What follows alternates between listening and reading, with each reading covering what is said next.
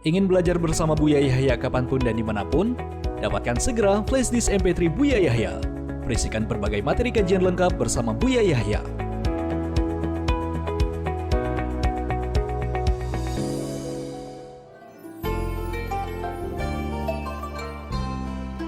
Bismillahirrahmanirrahim. Assalamualaikum warahmatullahi wabarakatuh. Assalamualaikum warahmatullahi wabarakatuh. Allahumma sholli ala sayyidina Muhammad wa ala ali sayyidina Muhammad. Afwan, Buya izin bertanya, bagaimana hukumnya membeli alat kecantikan yang mana di dalamnya terdapat taburan emas, Buya, dengan tujuan supaya wajahnya lebih terlihat glowing, Buya. Apakah nanti hukum jual belinya disamakan harus memenuhi syarat jual beli emas atau cukup seperti jual beli biasa, dan bagaimana hukumnya jika diniatkan untuk pengobatan, Buya? Syukran. Wassalamualaikum warahmatullahi wabarakatuh. Assalamualaikum warahmatullahi wabarakatuh. Yang pertama yang perlu dicermati adalah, benarkah itu ada taburan emas? Tentunya kalau taburan emas itu harganya juga naik. Masa taburan emas harganya sama seperti bedak gatel? Ya kan aneh banget ya. Ya ini, jadi lihat dulu betulkah itu taburan emas. Satu. Yang kedua, tanyakan ahlinya medis, benarkah taburan emas itu bisa menjadikan kesehatan? Kalau masalah mengkilat tidak harus pas, pakai cat saja lah, pilok gitu. Jadi jangan gampang terpesona lah. Orang-orang kaya, orang banyak duit kadang terpesona.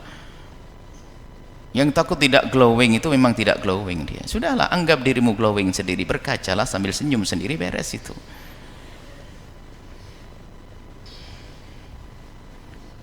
Jangan egois deh.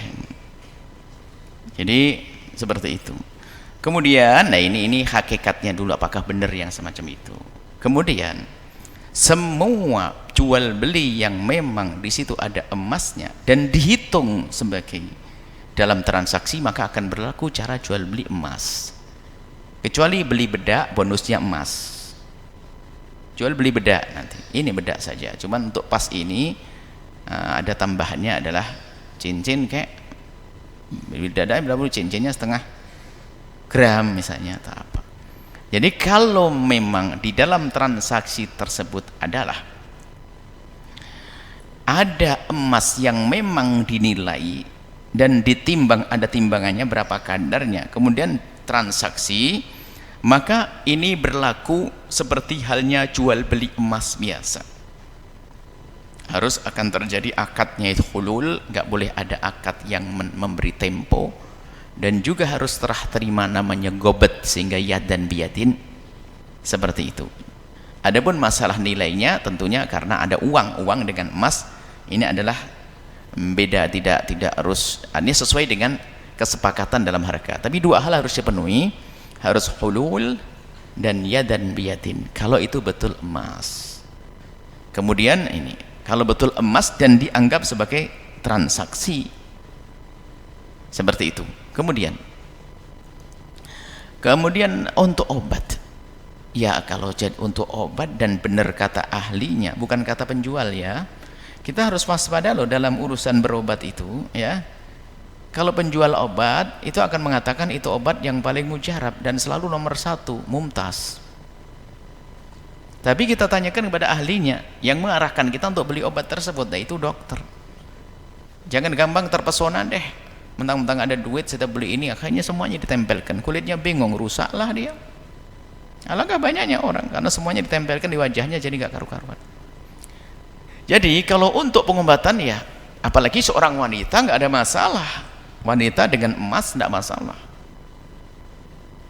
Pengobatan ya, pengobatan dengan cara adalah cara medis yang nggak ada dihubungkan dengan urusan perdukunan, susuk dan sebagainya. Kalau bukan itu ya nggak ada masalah. Pengobatan tidak tahu emas obat itu apa sih?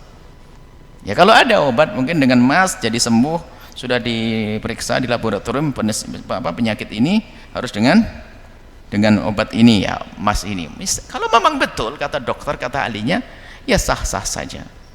Bahkan kalau sudah pengobatan dan menurut dokter memang harus dengan obat itu, biarpun laki jadi boleh. Kalau betul, maka fas'alu ahla dzikri in kuntum la ta'lamun. Tanyakan, karena urusan penyakit harus dokter yang ngomong, bukan buya, bukan kiai manapun, bukan ustadz manapun, tapi dokter. Apa kata dokter itu? Kalau dokter mengatakan itu betul obat, baru nanti bisa diberlakukan kepada orang tersebut. Wallahu a'lam bishawab.